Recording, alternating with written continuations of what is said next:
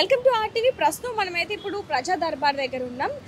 తెలంగాణలో రేవంత్ రెడ్డి గారి ప్రభుత్వం వచ్చిన తర్వాత నుంచి కూడా ప్రజలు వారి సమస్యని నేరుగా రేవంత్ రెడ్డి గారి దగ్గరికి తీసుకెళ్లే ప్రజా దర్బార్ అనేది, ప్రజావాణి అనేది ఒకటి ప్రవేశపెట్టడం జరిగింది. అయితే ఆ రోజు నుంచి చూసుకుంటే ఇప్పటి వరకు కూడా ఈ 6 నెలలు 5 నెలలు మంచిగా సక్రమంగా జరిగినప్పటికీ కూడా ఎలక్షన్స్ కోడ్ కారణంగా కొన్ని నెలలు ఇది మూసివేయడం జరిగింది. అయితే ఈరోజు మళ్ళీ మొదటిసారి ఎలక్షన్స్ కోడ్ అయిపోయిన మొదటిసారిగా ఈరోజు ఓపెన్ చేయడంతో ప్రజలు కూడా ఒక్కొక్కరుగా ప్రజా దర్బార్కి వచ్చి వారి సమస్యల్ని చెప్పుకోవడం జరుగుతుంది. అయితే పొద్దున్న నుంచి చూసుకుంటే ఒక్కొక్కరుగా చేరుకోవడం జరుగుతుంది. ఈ రోజు మొదటి రోజు కావడంతో చాలామంది వస్తారు అనే ఒక అంచనా కూడా పోలీసులు ఉందని చెప్పడం జరుగుతుంది. అయితే ఇన్ని రోజులు మూసివేయడం ద్వారా చాలా మందికి ఇబ్బంది అయిందని చెప్పి, అలాగే ఆన్లైన్ ద్వారా కూడా వాళ్ళు నేరుగా ప్రజా దర్బార్లో ఉన్న అధికారులకు వారి సమస్యల్ని కూడా చెప్పుకోవడం జరుగుతుంది. ఆన్లైన్ ద్వారా చెప్పుకోవడానికంటే ఇక్కడికి వచ్చి మేము నేరుగా వాళ్ళతో మాట్లాడి మా సమస్య ఇది చెప్పుకుంటేనే నెరవేరుతుందని కూడా కొంతమంది చెప్పడం జరుగుతుంది. ఇంకెందుకు ఆలస్యం, కొంతమంది ఇక్కడ లోపలికి వెళ్తున్నారు. వాళ్ళు వచ్చే క్రమంలో వాళ్ళతో మాట్లాడి లోపల ఏ విధంగా ప్రాసెస్ జరుగుతుంది ఏంటనేది లోపలికి వెళ్ళి తెలుసుకునే ప్రయత్నం చేద్దాం. ఎక్కడి నుంచి వచ్చారు? మాది మామనార్ జిల్లా భూత్పూర్ మండలం కరువన్న ప్రాజెక్ట్ కింద మాది 4 ఎకరాలు 22 గుంటలు పోయింది. 77లా 1 ఎకరం 30 గుంటలు, 73లా 2 ఎకరాల 32 గుంటలు, మొత్తం కలిసి 4 ఎకరాల 22 గుంటలు పోయింది.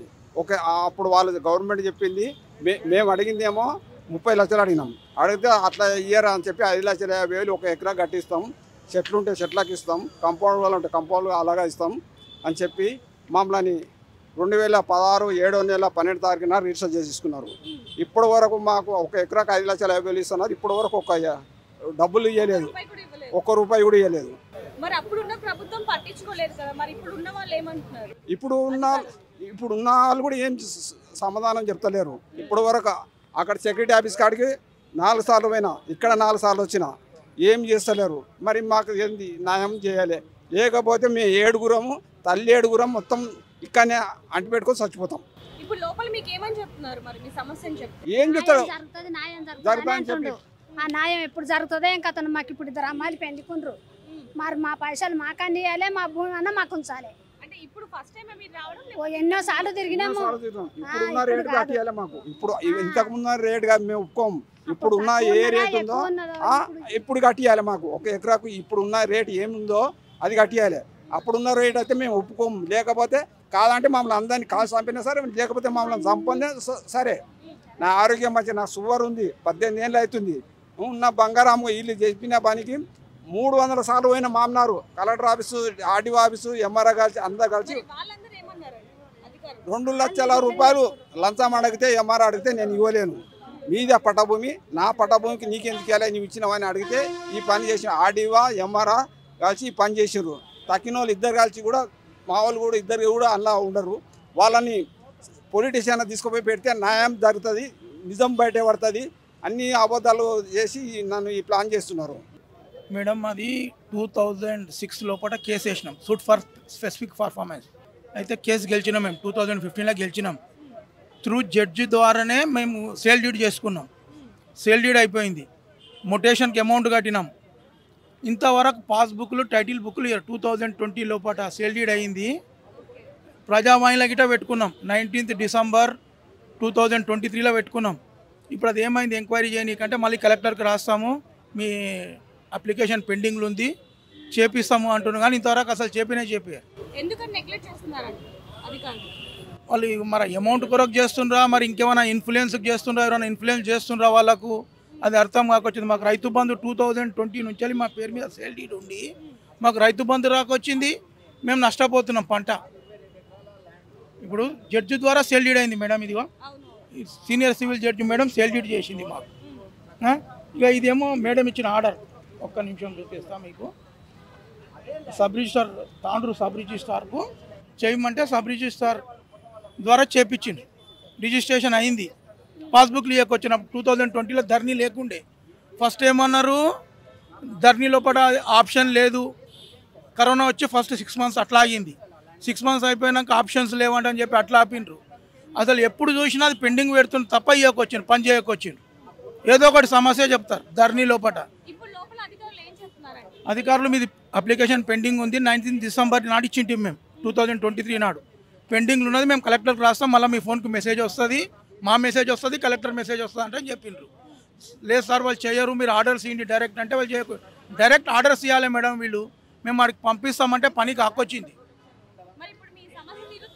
తీరుస్తా అంటారు అంటున్నారు, కానీ వీళ్ళు ఆర్డర్స్ ఇచ్చేటట్లు ఉండాలి. అది వాళ్ళు డైరెక్ట్గా లైవ్లో తీసుకొని అడగాలి కలెక్టర్కి, ఎందుకు చేయకొచ్చిండ్రు మీరు, ఏం ప్రాబ్లం ఉన్నది ఇంట్లో. ఇప్పుడు జడ్జి చేయంగా జడ్జి రిజిస్ట్రేషన్ చేసేయంగా వీళ్ళకి ఏం ఆబ్జెక్షన్ ఉన్నది పాస్బుక్లు ఇవ్వడానికి. అమ్మ నమస్తే, ఎక్కడి నుంచి వచ్చారు? ఈ ఇల్లు కోసానికి వచ్చినామమ్మా. ఇల్లు మాకు ఇల్లు కావాలి. గవర్నమెంట్ది కాదు, మా సొంత ఇల్లు ఉంటే మాకు గుర్తు లేకుండా మా కొడుకు మా మామ పేరు ఉంటే చేపించుకున్నాడు మా పెద్ద కొడుకు.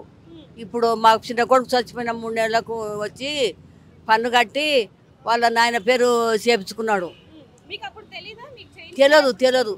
తెలియని దానికే తిప్పాలి, తెలిసింటే చేస్తుంటే మళ్ళా మేము పెట్టలేము సంతకం. మా కొడుకు పెట్టలేడు, నేను పెట్టలేము. మాకు రాసిచ్చినారు ఇల్లు వేరే పోయినప్పుడు రాసిచ్చినారు, మాకు కావాలంటున్నారు. మళ్ళా మాకు కావాలంటున్నారు. ఇల్లు కోసానికే మాకు కావాలి. ఈమె చూస్తుంది, ఈమెకి ఇవ్వాలి కదా. మీరే చెప్పండి ధర్మం తెలిసి. బిడ్డ 5వ బిడ్డ. అమ్మ అసలు ఎక్కడి నుంచి వచ్చారు ఏంటి?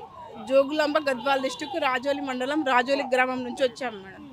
ఈమెకి 2 కొడుకులు 5 మంది కూతుర్లు. 2 కొడుకులు చనిపోయినారు. పెద్ద కొడుకుకి మ్యారేజ్ అయింది, అతను కూడా చనిపోయినాడు. చిన్న కొడుకు మ్యారేజ్ కాలేదు, అతను 4 ఇయర్స్ ముందు చనిపోయాడు. అప్పటి నుంచి ఆమె నా దగ్గరే ఉంది, నేనే తీసుకొచ్చాను.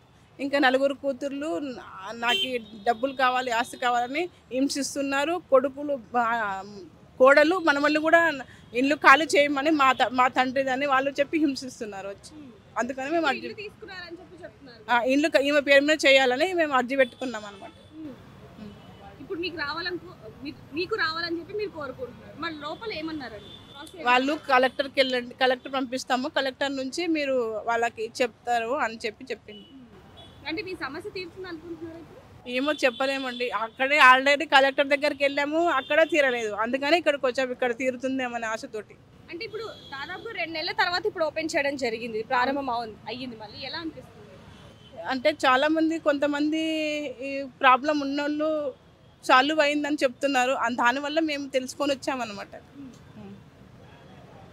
చాలా మంది అయితే 2 నెలల తర్వాత మళ్ళీ ప్రారంభించడంతో వారి సమస్యలని నేరుగా సీఎం రేవంత్ రెడ్డి గారి ముందుకి తీసుకెళ్లే ప్రయత్నం అయితే చేస్తున్నారు. అయితే ఇప్పుడు ప్రజా దర్బార్కి సీఎం రేవంత్ రెడ్డి గారు కూడా వస్తారు అని ఒక ఇన్ఫర్మేషన్ కూడా ఉంది. మరి ఆయన వస్తే కనుక ఇంకా ఎక్కువగా సమస్యలు తెలుసుకుంటారని చెప్పి కూడా ఇక్కడ ప్రజలందరూ కూడా అనుకోవడం జరుగుతుంది. ఇంకా మరిన్ని వివరాలు తెలుసుకునే ప్రయత్నం చేద్దాం. కెమెరామ్యాన్ విజయ్తో రిపోర్టర్ దేవిక, హైదరాబాద్. నీట్ 2024 ఫలితాల్లో జాతీయ స్థాయిలో సత్తా చాటిన రెజొనెన్స్ 720 మార్కులకు 715, 711, 705, 701, 700 వంటి టాప్ మార్కులతో పాటు ఎగ్జామ్ రాసిన ప్రతి ముగ్గురిలో ఒక్కరికి మెడికల్ సీట్ సాధింపజేసిన రెజొనెన్స్ హైదరాబాద్ క్యాంపస్ లో నీట్ లాంగ్ టర్మ్ అడ్మిషన్స్ జరుగుతున్నవి.